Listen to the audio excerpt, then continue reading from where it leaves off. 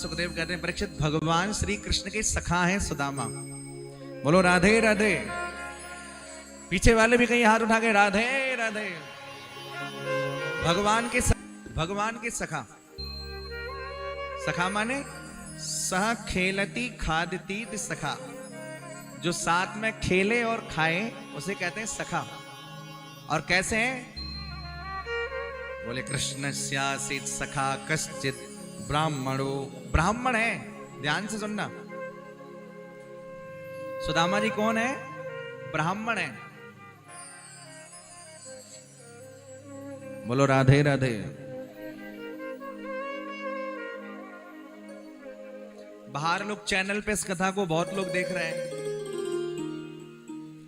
आज सुबह पटना से एक फोन आया, बिहार से, और कोई एमएलए बोल रहे थे फोन पे। कल मैंने कथा में कहा था कि आप यदि कथा करा रहे हैं तो कथावाचक ब्राह्मण ही होना चाहिए। इस बात को मैंने कल कहा था। अगर आप भागवत करा रहे हैं, अगर आप अनुष्ठान करा रहे हैं तो कथावाचक ब्राह्मण ही होना चाहिए। मैंने कल कहा था और आज इस बात को फिर दोहरा रहा हूं, क्योंकि जो लोग बाहर बहुत लोग सुन रहे हैं, तो उन्होंने काफी जवाब सवाल मेरे साथ में किए। मैंने फिर उनको उत्तर भी दिया, वो संतुष्ट भी हुए। सुदामा कौन है? ब्राह्मण है। और कैसे ब्राह्मण है? ऐसे वैसे ब्राह्मण नहीं है। ब्रह्मवित्तमः, ब्रह्म को जानने वाले ब्राह्मण है। सुदामा जी जैसा ब्रह्म के बारे में जानने वाला धरती पर दूसरा कोई था ही नहीं। ऐसे ब्राह्मण नहीं है कि धोता बड़ा और पोथा बड़ा, पंडिताय पगड़ा बड़ा, अक्षरम न जानामि ढपोल संखाय नमो नमः। ऐसे ब्राह्मण नहीं है।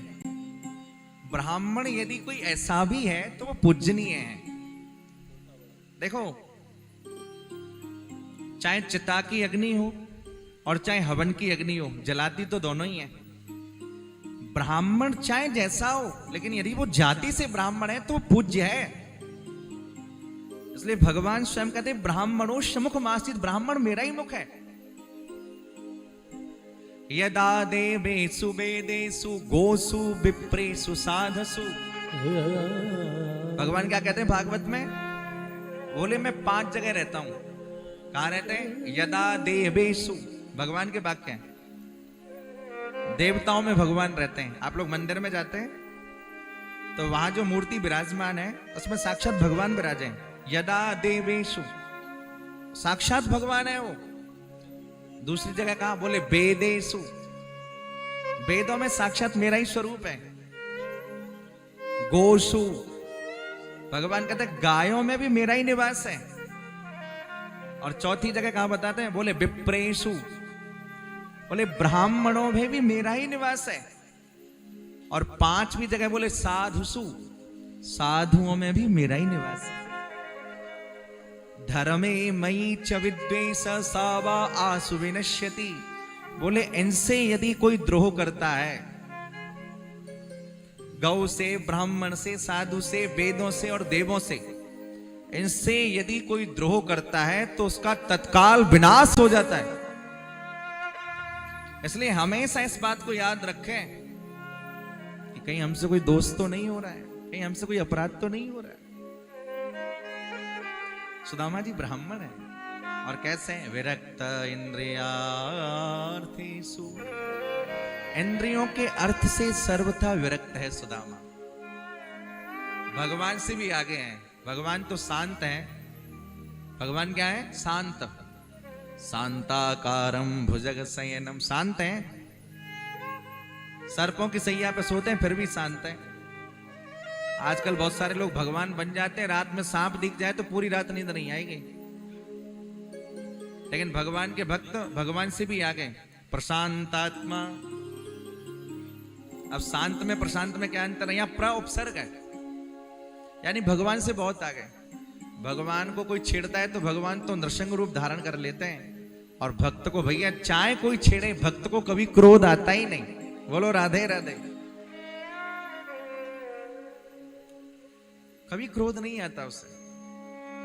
अच्छा, आजकल लोगों को गुस्सा बहुत आता है। क्रोध बहुत आता है, जरा ध्यान से समझना।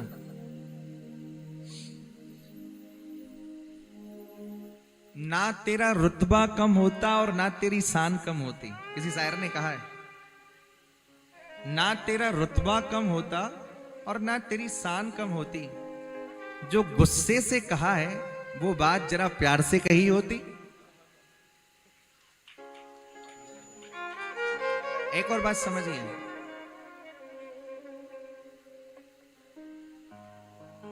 दैत्य गुरु शुक्राचार्य ने देवयानी से यह बात कही है। आपने 1000 वर्ष तक सत्संग किया। कितने साल तक? जोर से बोलो, कितने साल तक? 1000 साल तक आपने सत्संग किया, और अगर क्षण भर का क्रोध यदि आपने कर लिया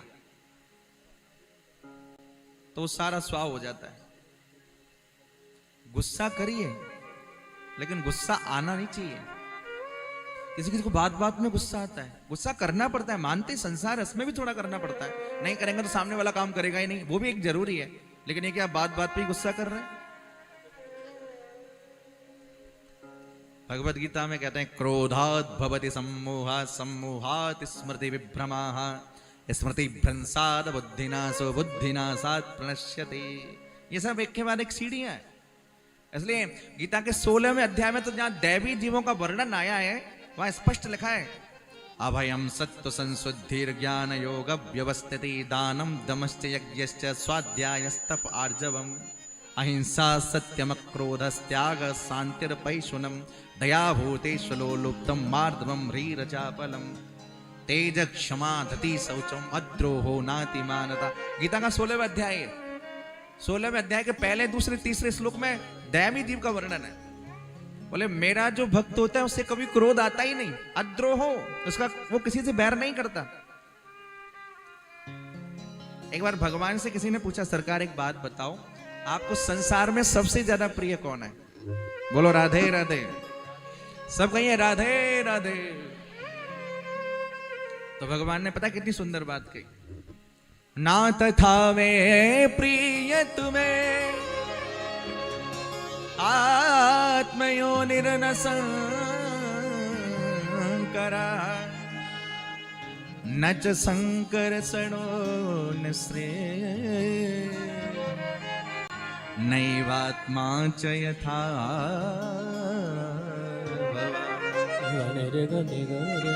पम गम पम गम पम गम गरे सा, निरे गम पम गम गरे सा, निरे गम पम गम गरे सा, पम गम पम ध प नि ध प म प गम प, पम गम प नि ध प म गम प, पम गम प प सा सा नि रे नि सा सा, पम गम प सा सा नि रे नि सा सा, सा नि ध नि ध प प म प गम प म ध प नि ध प सा, सा नि ध प ध प म प गम प। भगवान क्या कह रहे हैं? बोले ना तथा में प्रियतमे। उद्धव जी ने पूछा, सरकार आपको सबसे ज्यादा प्यारा कौन लगता है? जैसे हम लोग पूछते हैं ना, आपको क्या अच्छा लगता है? तो भगवान पता क्या कह रहे हैं?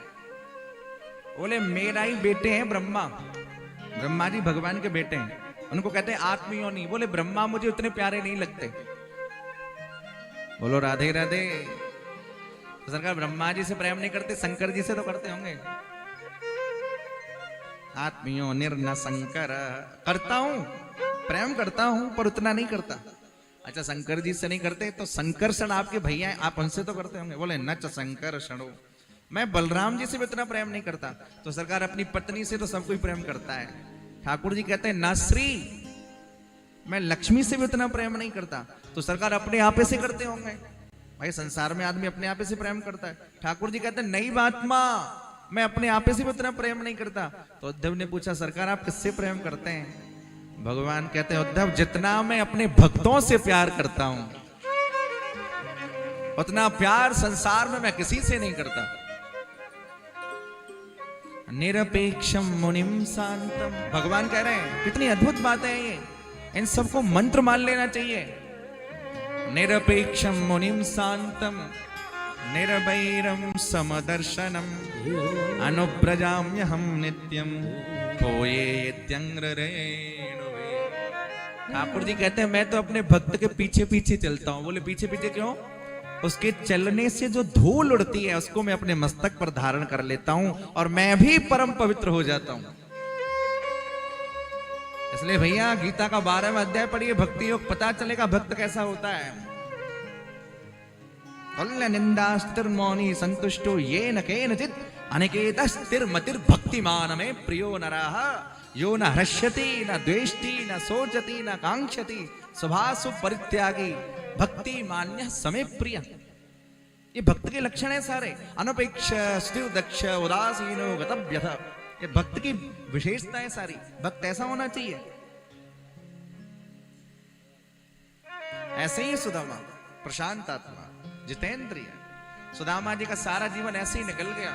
सुदामा जी को धन नहीं चाहिए था। बहुत सारे लोग सुदामा को दरिद्री कहते हैं। सुदामा दरिद्री नहीं है। दरिद्रता का मतलब समझते हैं? हमारे पास करोड़ों अरबों की संपत्ति हो, मन में संतोष नहीं, हम सबसे बड़े दरिद्री हैं। और चाहे हमारे पास कुछ नहीं है, लेकिन जब आवे संतोष धन, हमारे मन में संतोष है। अच्छा एक बात बताओ, इतने सारे लोग यहां बैठे हैं, शांति किस किस को चाहिए? हाथ उठा के बताओ, जो अपने जीवन में शांति चाहता है। तो क्या आप लोग अशांत हो गए हो? हैं? अशांत हो गए हो क्या? फिर पूछ रहा हूं, शांति किस किस को चाहिए? अब कोई हाथ नहीं उठाएगा। एक छोटा सा मंत्र है, बस उसे याद कर लो, जिंदगी में शांति रहेगी। कभी परेशान नहीं होंगे, कभी कभी नहीं होंगे परेशान।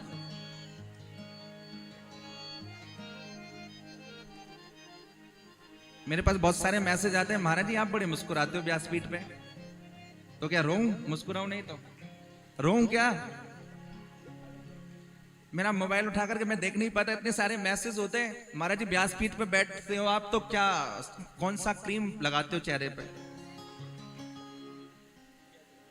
कौन सी आपकी फेस क्रीम है? मैंने कहा मैंने तो कभी लगाई नहीं, ठाकुर जी ने तभी ऑलरेडी लगा के भेजा है। एक आदमी ने मैसेज किया, कौन से साबुन से नहाते हो आप? मैंने कहा कमाल है।